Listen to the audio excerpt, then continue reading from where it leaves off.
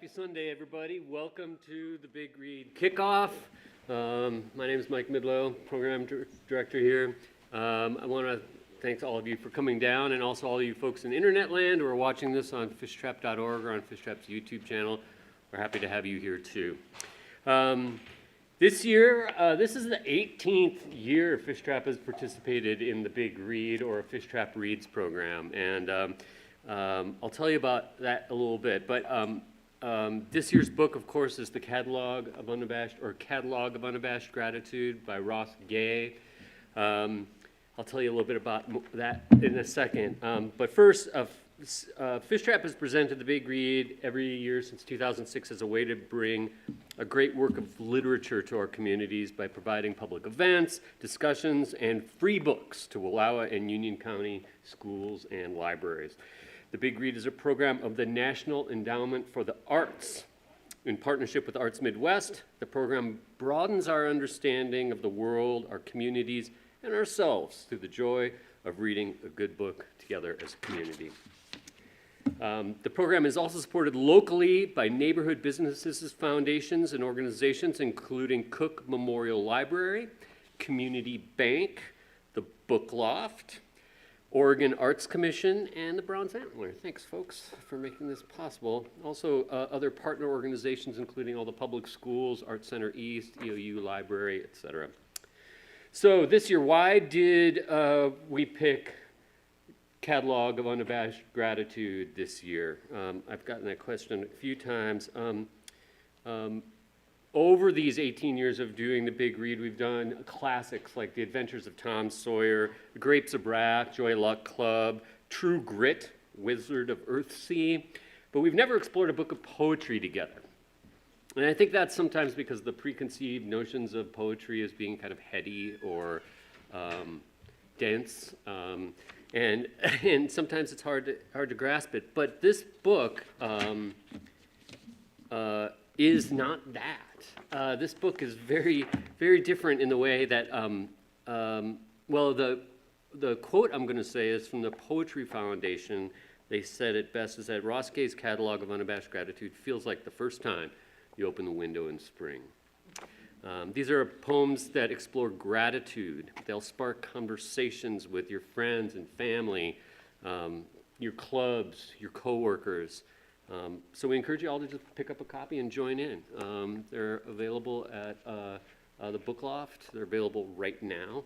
And if you really are strapped for cash, just let me know and we'll get you a copy, okay? We just want everybody who wants to be able to participate. Fishtrap has provided more than 600 free books and resources to schools, libraries, and community centers in Wallowa and Union counties. Yeah, I think that's pretty... Plus, Fishtrap, in partnership with Cook Memorial Library and Eastern Oregon University Library, are hosting weekly events and discussions for readers of all ages, providing ways to connect and give more deeply into this book and themes of gratitude. Let me give you a little snapshot. Beginning this coming Friday, Fishtrap's Shannon McNerney is hosting a weekly journaling workshop right here. You can learn more about it and sign up for it, or just drop in. And you can find out more about that at the schedule at fishtrap.org. Or if you looked on the back page of the Chieftain this week, there was a full-page ad with a bunch of different information. I thought that looked pretty cool. Next Saturday, Amelia Ettinger, who's here, where are you, Amelia? Is teaching a poetry workshop in LeGrand at Cook Memorial Library, and I think that's pretty great. Yeah, we love Amelia. There are going to be book discussions led by Fishtrap staff at Enterprise Library and Wallowa Library, and poet and friend Lauren McDonald is doing a workshop on March 5th called Healing Power and Wisdom of Gratitude. There are only 10 spots available, so if you want to join in on that, it's free, but you have to sign up for it online at fishtrap.org. We're having a youth theater workshop with attitude and gratitude. So if you know any youngsters who would like to be involved in that, and of course our finale with the author Ross Gay at the OK Theater on March 12th. As a matter of fact, we got Ross to give us a little personal message that we're going to play for you right now. everyone. I'm Ross Gay, author of Catalog of Unabashed Gratitude, Fishtrap's new Big Read book for 2024. And guess what? I'm coming to Wallowa County to read some of these poems with you. I hope you'll join me on Tuesday, March 12th at the OK Theater in Enterprise. Get your tickets at fishtrap.org. Until then, pick up a copy of Catalog of Unabashed Gratitude and read it together as a community. I think and I hope you will find something in there that you like. Yay. That was fun. Also, we've learned that Ross's partner has ties to Wallowa County or nearby, so they're spending like 3 or 4 days at the lake while they're here. Maybe you'll get to see them. Anyway, I'm getting ahead of myself because today is our kickoff, and I want to tell you why we got Anis to come all the way out here to do this event with us today. This past July at Summer Fishtrap, Anis was teaching a workshop, and I was telling him about Catalog of Unabashed Gratitude and Ross Gay, and Anis said, that's one of my favorite books of poetry. And I said, well, do you want to come out for the Big Read in this winter? And he said yes. So that's why Anis is here today. Anis Mojgani is the current Poet Laureate of Oregon, a two-time individual...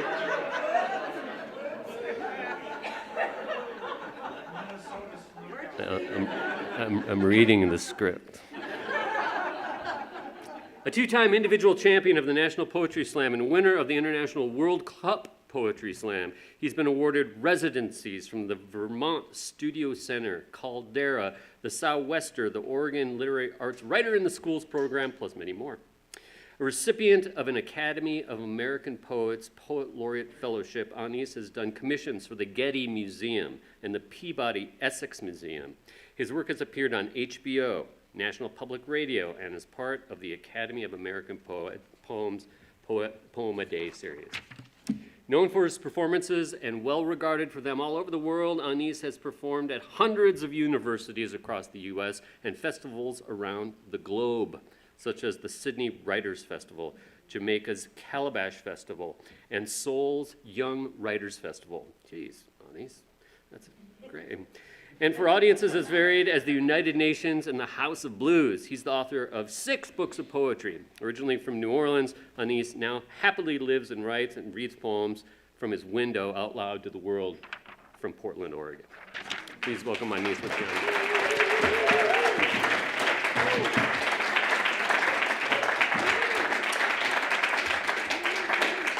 Thank you, Mike.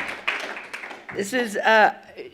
So I've only been here in July, and so I've been excited to this past July, I was asking some of the folks here what their favorite time of the year is, and often it popped up winter, and I was like, oh, how fascinating to like have a relationship to a place that's, for me, to be only rooted in one time of the year, and so thus like visually one relationship to, like, what would it be like to be here in the wintertime?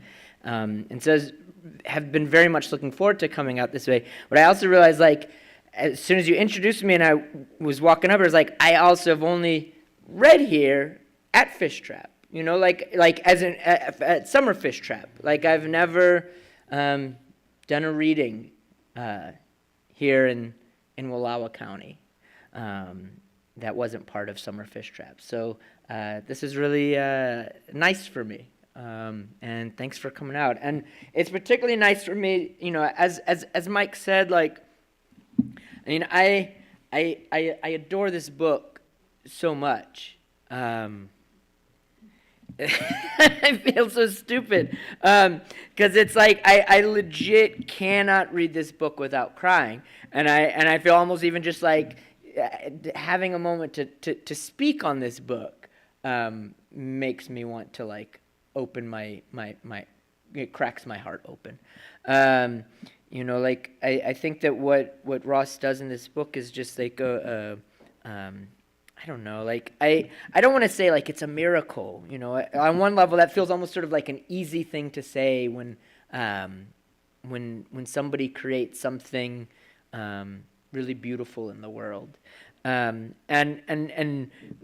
you know, I kind of don't want to say that largely because like the beauty of the book is that it speaks so beautifully and truthfully, I think, to that which is like so commonplace, but also that which is so commonplace that we don't really talk about it. And what that thing to me is like that, you know, to exist as a human means that our sorrows and our griefs are irrevocably intertwined with our joys and our hope and all that which feels of good in our lives. Like they can't, you know, it's not. It's less. It feels almost as if it's like that aspect of being human is like less two different things existing together, and that they're just the same thing.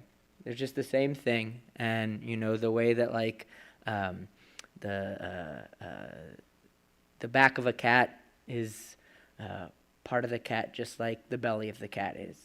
You know, it's the same thing. You pet one part and you pet another part, and it's the same thing. And like, you know, our joys and our loss are the same thing. They're that kind of connected, and I think that that's like both, you know, one of the like larger sadnesses in its truth of being a human, and also one of the great joys in our truths of being human. So like, and the poems in Ross's book just speak to that, you know, and I think in a very like straightforward, beautifully emotional level. So, you know, getting to come here in any capacity of relation to this book, and Ross Gay coming to this part of the country is makes me smile. And so I was going to share some poems of mine this afternoon, but before I did that, was going to share maybe a couple of poems of Ross's.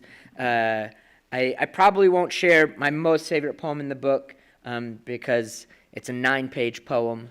There's not many poems. You know, it's like, you know, this book is 98 pages long and has, you know, how many poems in it? I don't know, 17 poems. Like, they're long poems. And also, like, that poem is definitely like a poem, like, I don't think I've ever, like, read it without just weeping, you know? Like, I'll be like, oh, I'm doing fine with this poem. I get to the 75% mark. I'm doing good. 85%. Sometimes it's like 99%. And then, like, the last 3 lines, I'm just like, okay!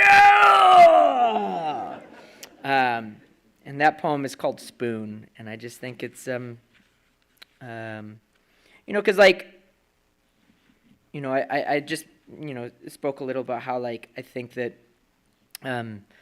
what one of the big powerful truths of being human is that smushing of joy and loss, but also, like, you know, one of the other, like, kind of like large truths of being human, I think, is that you know, that aspect of friendship, and in that we pass through this life bumping into other people and gathering other people and being gathered in turn by other people, and it's such a boon and such a gift, and at the same time, like, we don't get to travel past this point, at least not in any way that this life allows us to. You know, to the, you know, maybe I'm completely mistaken. I don't know what happens after all this, but you know, we go away from them, and in addition, we can never, like, know them as fully as maybe we want to know them, nor can we be as fully known by them as we might want to, and so that, like, is a thing that's just, like, perpetually, like, breaks my heart, and this poem Spoon is also, you know, speaks very much to friendship, so it's a lovely one. But I'll read This poem, it's the first poem in the book called To the Fig Tree on 9th and Christian. Tumbling through the city in my mind without once looking up, the racket in the lug work probably, rehearsing some stupid thing I said or did, some crime or other the city they say is a lonely place until, yes, the sound of sweeping, and a woman, yes, with a broom beneath, which you are now, to the canopy of a fig, its arms pulling the September sun to it, and she has a hose too, and so works hard, rinsing and scrubbing the walk, lest some poor sod slip on the silk of a fig and break his hip, and not probably reach over to gobble up the perpetrator. The light catches the veins in her hands. When I ask about the tree, they flutter in the air, and she says, "Take as much as you can. Help me." So I load my pockets and mouth, and she points to the stepladder against the wall to mean more. But I was without a sack, so my meager plunder would have to suffice.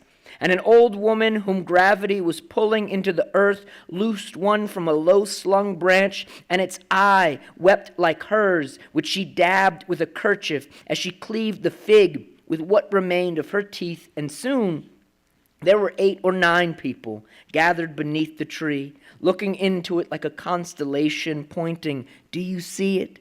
And I am tall and so good for these things, and a bald man even told me so when I grabbed 3 or 4 for him, reaching into the giddy throngs of yellow jackets sugar-stoned, which he only pointed to, smiling and rubbing his stomach. I mean, he was really rubbing his stomach, like there was a baby in there. It was hot. His head shone while he offered recipes to the group using words which I couldn't understand, and beside, I was a little tipsy on the dance of the velvety heart rolling in my mouth, pulling me down and down into the oldest countries of my body, where I ate my first fig from the hand of a man who escaped his country by swimming through the night, and maybe never said more than 5 words to me at once, but gave me figs. And a man on his way to work hops twice to reach at last his fig, which he smiles at and calls baby. "Come here, baby," he says, and blows a kiss to the tree, which everyone knows cannot grow this far north, being Mediterranean and favoring the rocky, sun-baked soils of Jordan and Sicily. But no one told the fig tree or the immigrants there is a way the fig tree grows in groves. It wants, it seems, to hold us. Yes, I'm anthropomorphizing, goddammit, I have twice in the last 30 seconds rubbed my sweaty forearm into someone else's sweaty shoulder, gleeful, eating out of each other's hands on Christian Street in Philadelphia, a city like most which has murdered its own people. This is true. We are feeding each other from a tree at the corner of Christian and 9th, strangers maybe, never again.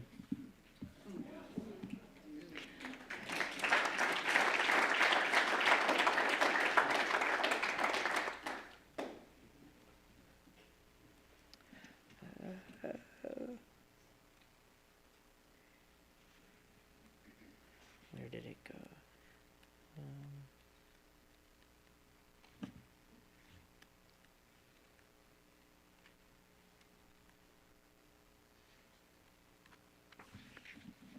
Sorry, looking for the other one I was going to read.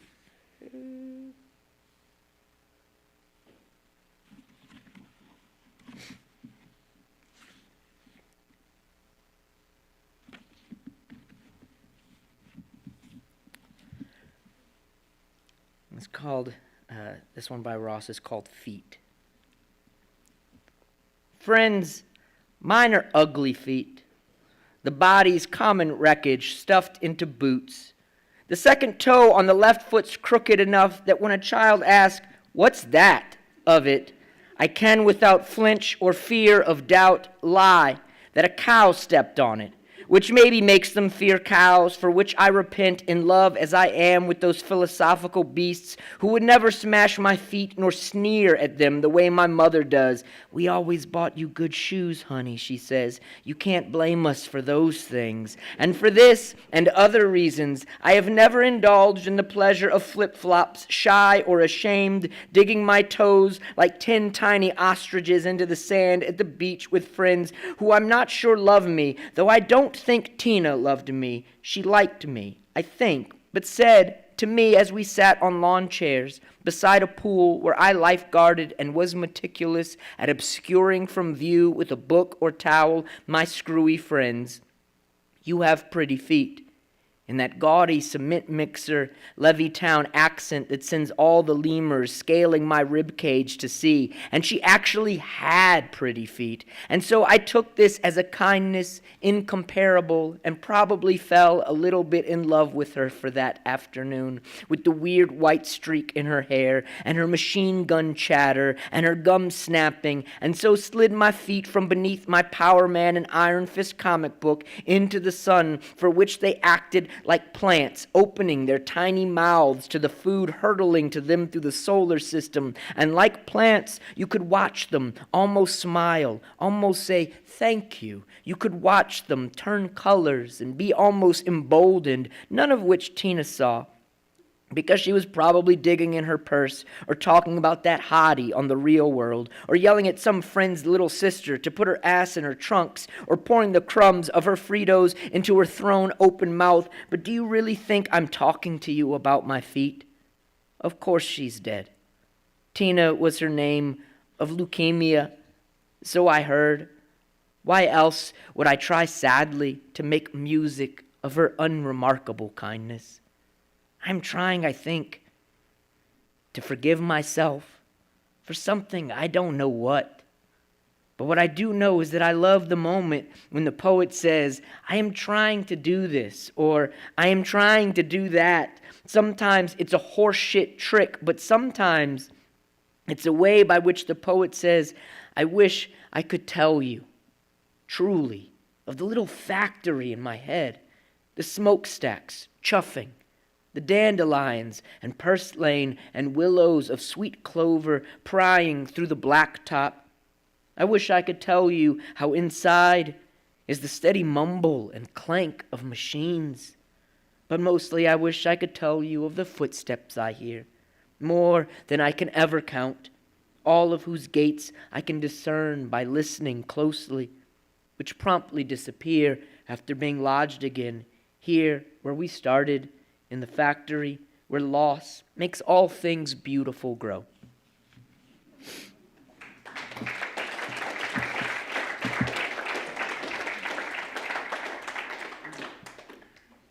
The thing that I didn't tell y'all when I told y'all that the poem Spoon makes me cry is basically every poem in this book makes me cry. So it's kind of irrelevant what I read or don't read. I don't know, maybe at some point before we depart, I'll share something else from Ross. There's this really beautiful essay. There's many beautiful essays he wrote. He has, 3 books over there that are just these tiny essays. But there's this essay he wrote, I think maybe in conjunction with the On Being podcast, that's just about that dives even more deeper, I think, to the purpose of this book, that idea of how joy and sorrow, are just we can't have them without the other, and in it, 2 things in it that I think are really lovely is one, he speaks to the writer Zadie Smith. Talking about how, essentially that life is good because bad things happen, and it said more poetically, but, which I think is an interesting thing to just reflect on, largely because without those bad things, we have no way to define that which are the good things. And speaking to something that his one of his students. I'll just read it. It's just too good. It's too good. And they're like, I came to hear you read. And other folks are like, I did not come to hear you read. I came to hear you read more Ross Gay. So we'll meet somewhere in the middle.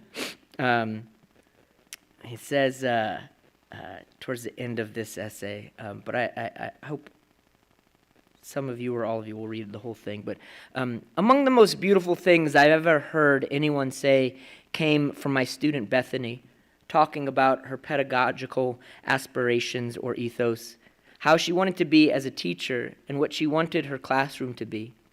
What if we joined our wildernesses together? This is Bethany saying that. Sit with that for a minute, that the body, the life might carry a wilderness, an unexplored territory, and that yours and mine might be somewhere, somehow, meet, might even join. And what if the wilderness, perhaps the densest, wilder in there, thickets, bogs, swamps, uncrossable ravines and rivers, have I made the metaphor clear, is our sorrow, or to use Zadie Smith's term, the intolerable. It astonishes me sometimes, no often, how every person I get to know, everyone, regardless of everything, by which I mean everything, lives with some profound personal sorrow. Brother addicted, mother murdered, dad died in surgery, rejected by their family, cancer came back, evicted, fetus not okay. Everyone, regardless, always, of everything. Not to mention the existential sorrow we all might be afflicted with, which is that we and what we love will soon be annihilated, which sounds more dramatic than it might. Let me just say, dead. Is this sorrow, of which our impending being no more might be the foundation, the great wilderness? Is sorrow the true wild? And if it is, and if we join them, your wild to mine, what's that? For joining two is a kind of annihilation. What if we joined our sorrows? I'm saying, what if that is joy?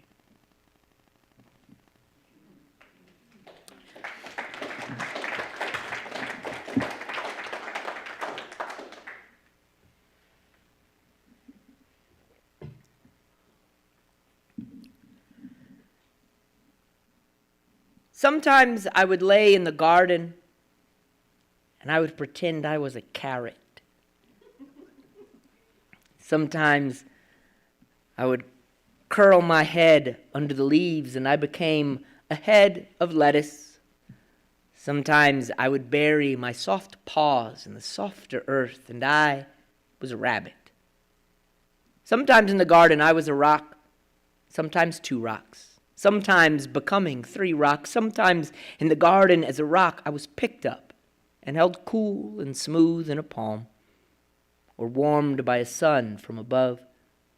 Sometimes in the garden as a rock, I waited hundreds of years, and it was only the wind who touched me. Sometimes I have waited thousands of years, and not even the wind could move me. Sometimes in the garden, night arrives, with a full moon glowing like the skin of an orange-skinned woman in a more orange dress, and the night uses that moon to say to me, look, you are like how I am, and see how bright my body sometimes becomes. Sometimes I wait for spring. Always I am waiting for spring, and for my love to return like it, out of the cold, and with flowers on her fingertips.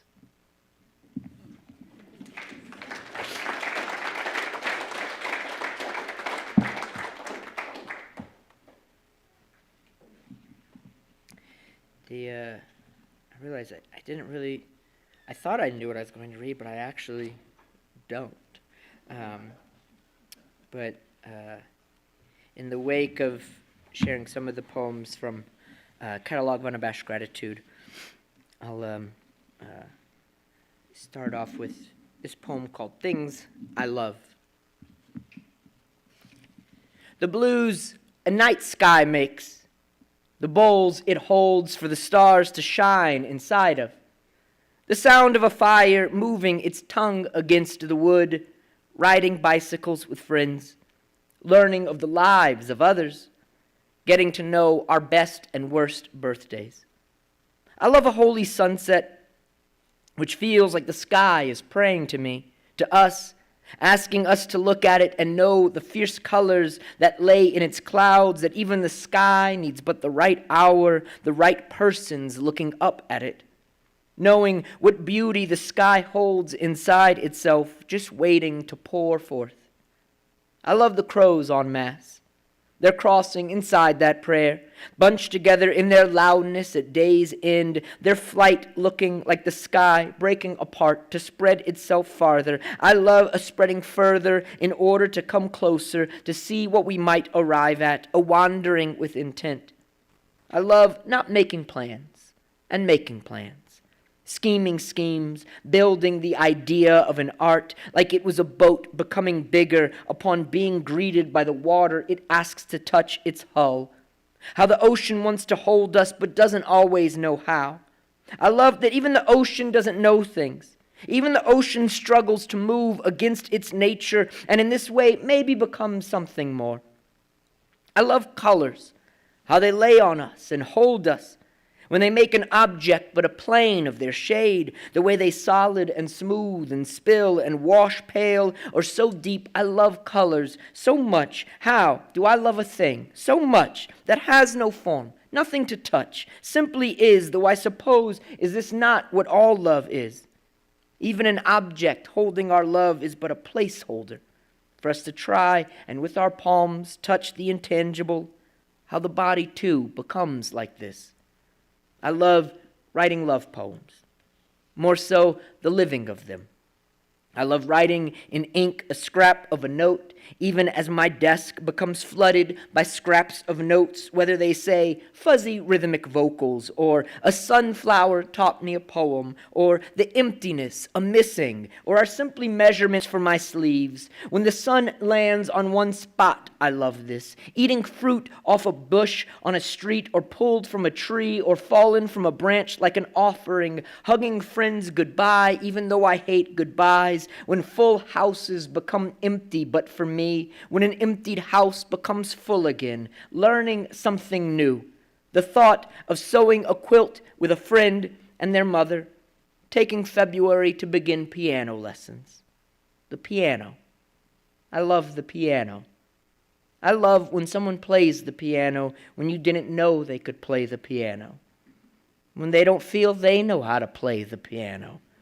But there they are, in the soft quiet that kisses the two of you playing it. And my heart in this soft quiet is going from bud to bloom to petals on the floor in one breath. I love that people want to share things with each other, even when sometimes we do not know how to do this. Is this not too what love itself is? You sharing you, and me sharing me, and us sharing and being shared with each other, back and forth, for whatever length always may be.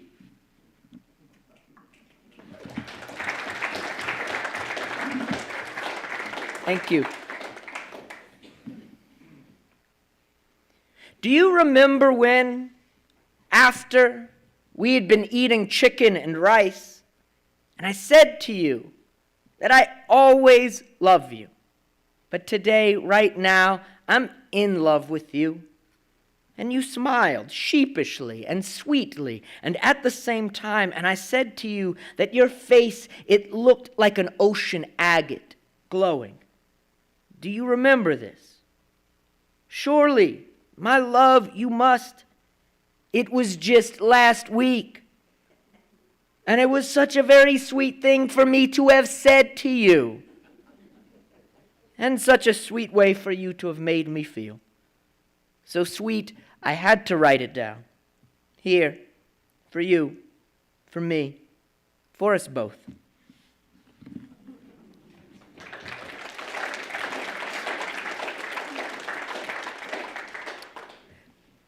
So, it's also funny to kind of like come here. What's the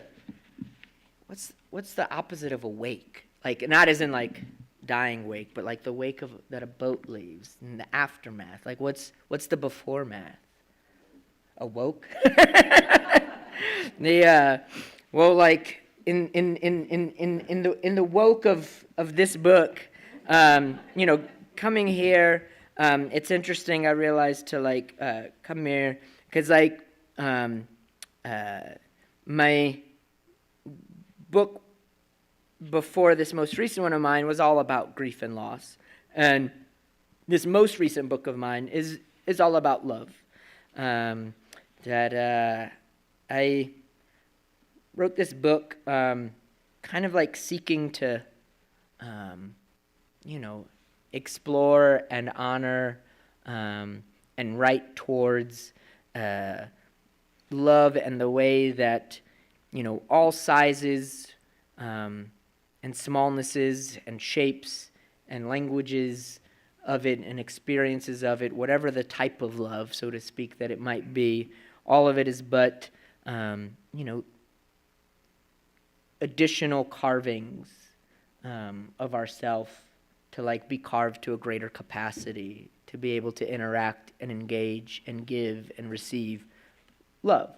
And so like wanted to write a book that at least set out to begin kind of speaking to that. And so this is the book that came out of that. Let's see. I will read.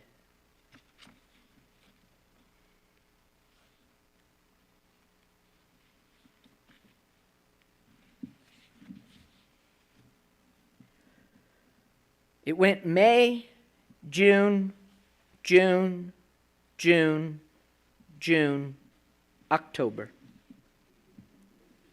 Her in the tub calling, "I'm here," upon me coming into the house, and through the bathroom door her smile coming out of the steam, the freckles across her cheeks and shoulders rising out of the milky bath like pebbles becoming an archipelago in the hot air.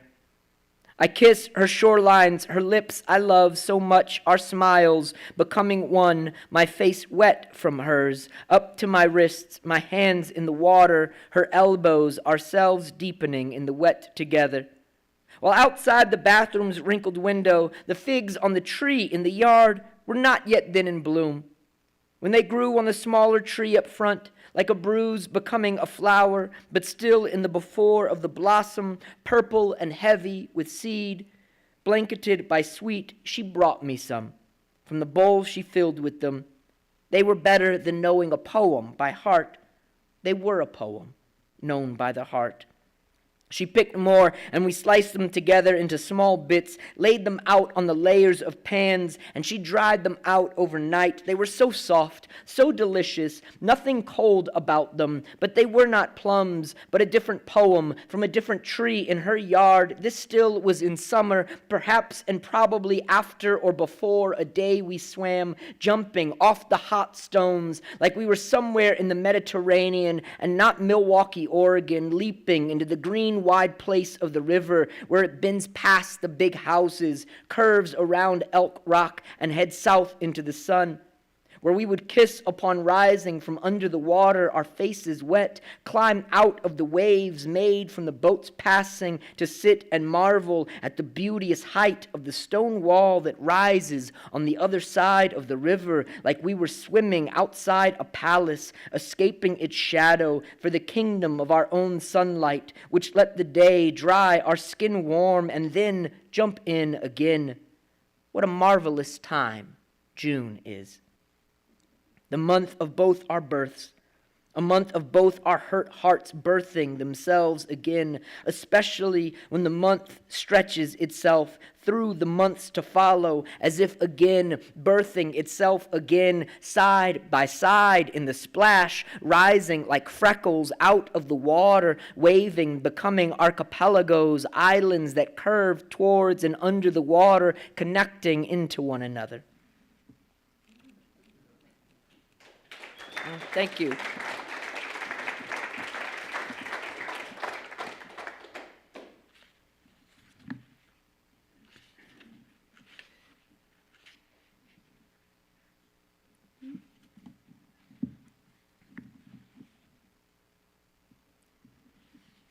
My most beautiful wedding was on a hot day under the magnolias.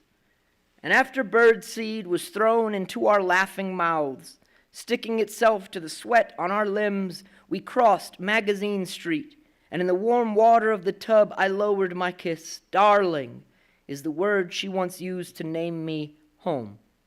Some of everything was once hers, but not everything ever was. Everything of mine is mine.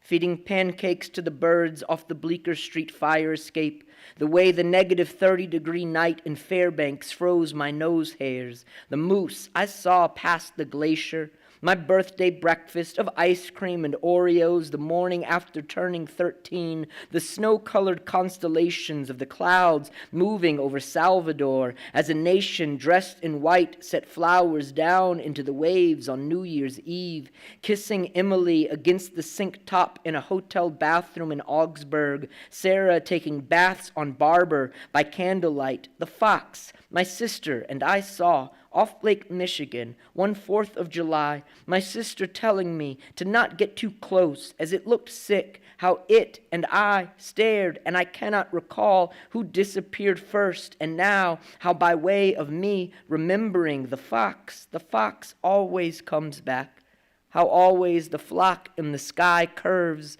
like a sail billowing to fullness in the wind of my heart. Thank you.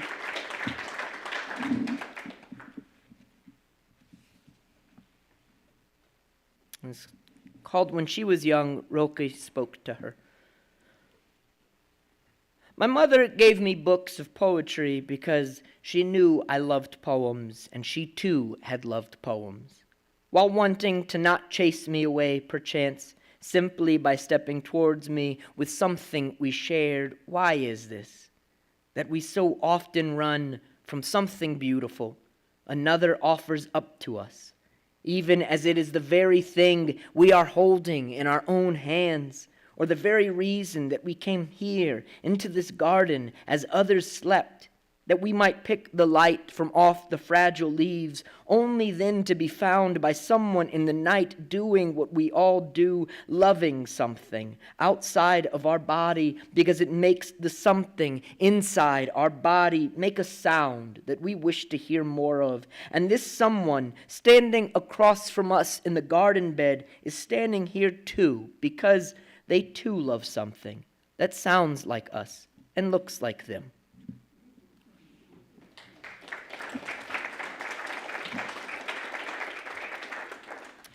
I'm going to share a few more with y'all.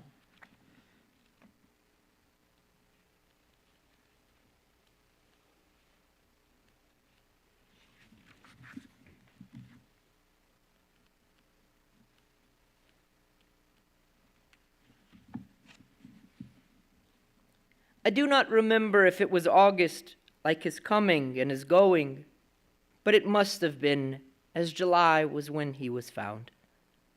I remember spending all morning wondering if I needed to wear dress shoes or if I could wear my cream-colored Converse. I remember I sat near the back in a pew by myself. I do not remember if there was a coffin. If there was, there would have been nothing inside of it. I remember a picture of his face in a frame sitting on top of something. I remember his precious mother, never seeing her cry, how happy and grateful she was to have me there. I remember dandelions in the grass when we stood outside afterwards, when she and his father were shaking everyone's hands, how beautiful the two of them looked smiling inside the sun. I remember it was a beautiful day, one of those perfect southern ones New Orleans can get. I remember thinking I had bet on the wrong horse, remember wanting to break his face open. I remember all this unnamed and nameless this that was in me, all this curdling blood and anger and want. And if I could tell my then self something now, I would tell him that the wolves in the woods sometimes make halos to better hold us, and sometimes the wolf makes the halos that we might be better held. I would say, Anis, it is very possible for a person to be loved so much and yet still feel so alone that they just have to leave. Oh, Jeff, what rattled inside the flower your chest held so tightly that you had to go live once again back with the animals? Oh, closeness that was you. You wore sandals and emerald velvet to our prom. And so, at the back of the church, I sat with my dirty chucks on, their soles fresh with the morning soil and dew. I remember it was summer. I think I was wearing long, dark sleeves. When I left the house to go, I couldn't feel any of the sunlight that the day dared to try and touch me with. I was a tree of figs, a bushel of dates picked, plucked, and dipped in honey and rolled in oats. I waited days into months for something outside my body to pluck the edible parts of me from the parts of me that grow them. My bodies grew plump, soaking up the sun, making my thick skin under the afternoon light brown into amber, into gold, and almost translucent. In the warm hands of the setting sun, the snakes moved below me. The squirrels sought to eat me. They tore my flesh wide.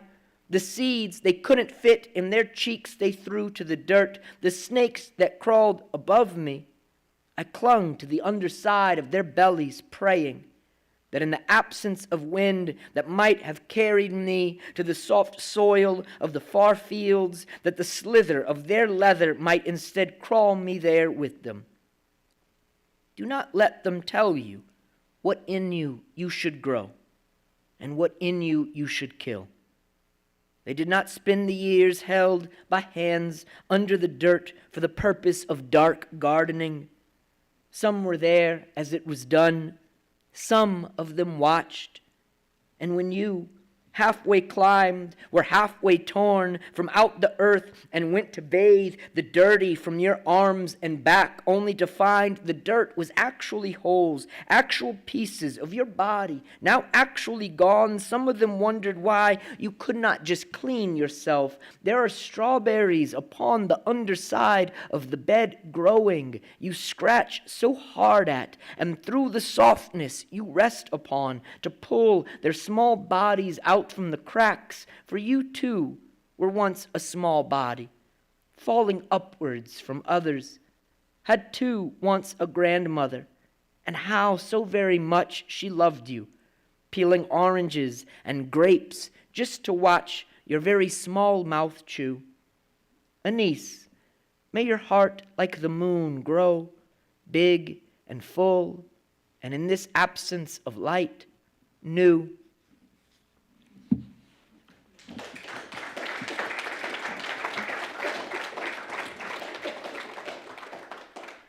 I'm going to share just a couple more.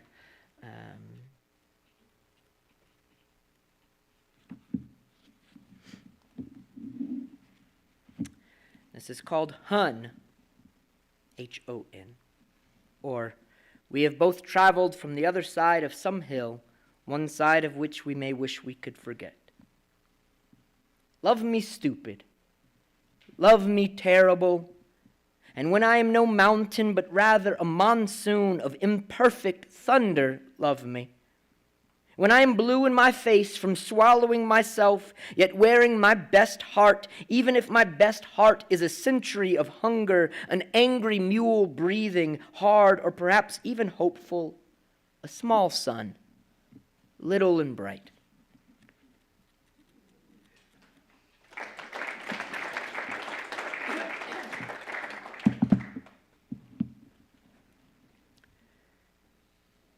To the sea.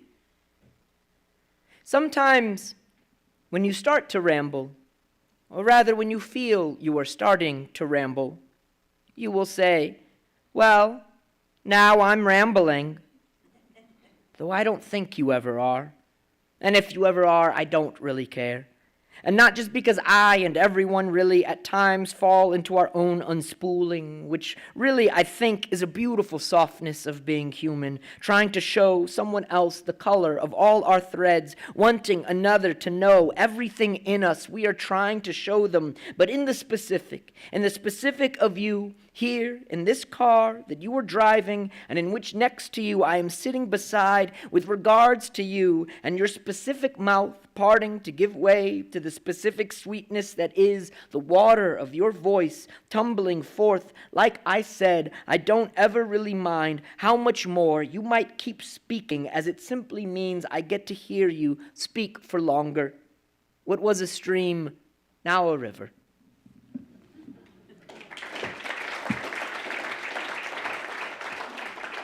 Thank y'all so much. Thank y'all, Fishtrap, for inviting me to come and bringing me out. And thanks y'all for coming together and joining all of us here in this room. And for those of you who may be reading Ross's book for not your first time, I'm excited for you to get to experience it again. And if you are perhaps going to be reading it and reading for your first time, I'm really excited for you for experiencing it for the first time. Here's my last poem. Some years ago, a friend of mine had taken a picture of a lemon tree that she shared on her Facebook. And it's this little tree sitting on her kitchen windowsill, and a caption that read, "See the lemon tree I grew from a seed, how big you've gotten." And I remember reading that and thinking, oh, that's such a sweet sentiment. And then thinking, oh, that's such a stupid sentiment. So I wrote a poem about a lemon tree. Oh, lemon tree I grew from a seed, how big you've gotten. You were so little when you were a seed, and now so big. Soon you will carry such lovely lemons, yellow and dimpled. When they grow too big for your thin branches and they leave this kitchen of mine, ask them not to forget it, this kitchen of ours. It is my favorite room in the house. And lemon tree, when you pick up to follow, please do think of me. I will think of you here when my tongue is far too sweet and my hands are far too empty. I will think of the quiet poem that was your shape. Lemon tree. Please, bring a scarf with you. Wherever you end up, it may be cold. And if it isn't, perhaps you will one day travel to a place where it is. And I wish for you warmth. I wish for you only warmth. When you're in your coffin, clanging down the river with all the other coffins in the water of the next world, all of them bumping and jostling against one another, the contents thrown about like riding in a small plane, you'll peek your head up to see what the racket is. You'll see the other coffins. Looking around, you'll see nothing but coffins and river and two banks distantly flanking the river and the biggest, tallest dark that stretches above. So dark, it feels like this place, big as it is, must be inside some sort of bigger place. There are still stars, though. Wherever this river is, you can still see stars. And while looking around, you'll see that there are other heads peeking up out of their coffins. So you yell across the dark, "You know where we are?" And someone will answer back, "No." "You?" "No," you say back.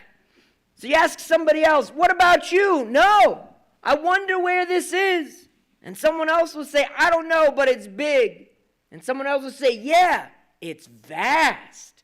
And then someone else, depending on what part of the river you're on, may then say, "Yeah, vast like my backside." And though no one on this river knows the particular vastness or non-vastness of this voice's backside, people on the river will laugh. The chuckles will subside until a quiet sets in over the laughter, a quiet like you sat down in somebody else's church. And someone will then ask somebody else, "Where are you from?" And they will say, "Texas." "What about you?" "Boston." "Boston?" Yeah, Boston. I know someone in Boston. Kate Lee. You know her? No. Well, what about Stephen Ellis? Well, you see, I'm actually in Somerville. Somerville? Yes, Somerville. And then somebody else will yell out, I know someone in Somerville. Yeah? Yeah. Nick Cathcart, you know him? I do know him. Yeah. Oh man, small world. Yeah, Nicky's a great guy. He is. I hadn't seen him in 5-10 years, and when I did, he had a first edition of an E.E. Cummings book to give me. And the first guy may or may not know who E.E. Cummings is, but we'll still agree that yes, Nicky is a great guy. And then it will get quiet again until someone else asks, where is it that we are? And none can answer. A few shrug, all will look into the stars that are collecting in the distance overhead, and you might try to think of somebody you might know who lives in Somerville or Texas or Florida or France just to have something to talk about with a person you never met before, just right now, just to share something in this dark quiet, even though all of us are already sharing the river and the sound of the current bumping all of us into one another. And you'll wonder where this water is taking us, and how long it will be before it brings us there, and what there will be like. If it'll be like here on the river, with all of us sitting in our boxes, trying to split the dark by sharing our voice with others. If it'll be like how it was in the world before this one. Thank you.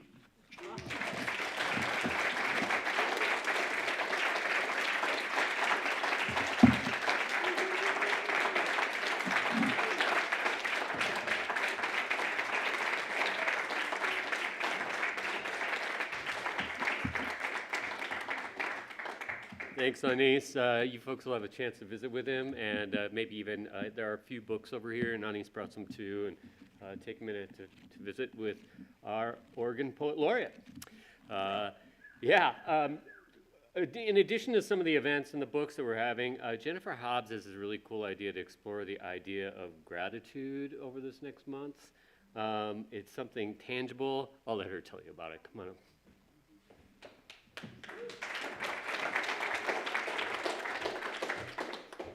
So we're going to be going out in the community and having some conversations about the book and about gratitude, including some visits to like the senior living facilities, so some of our older population, some of our younger population. And I've gotten permission to put gratitude jars, they're going to go out this week, into the library. There's one over here.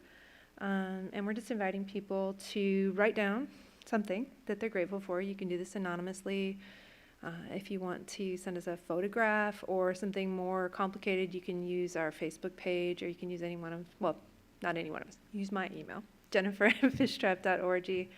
And I'm hoping to do some kind of collecting of it by the end, by our finale, just kind of collecting all the things that we're grateful for and kind of build on that and enjoy that and kind of savor that together. So there are some little teeny pieces of paper, it doesn't have to be long, over there, and there's a blue jar, and please feel free to put something in.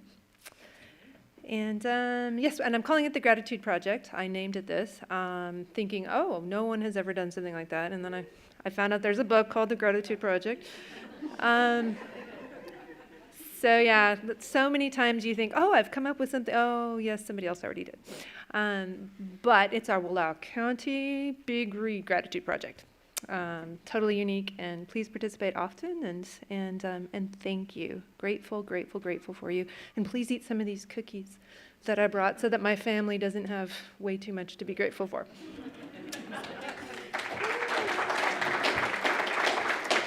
All right, that's it. As of a couple hours ago, you can now buy tickets for the finale at fishtrap.org. Let us know, and yeah, do eat these. Jennifer made these cookies; they're delicious. See you, everybody, in Internet Land the next time. Thanks, everybody.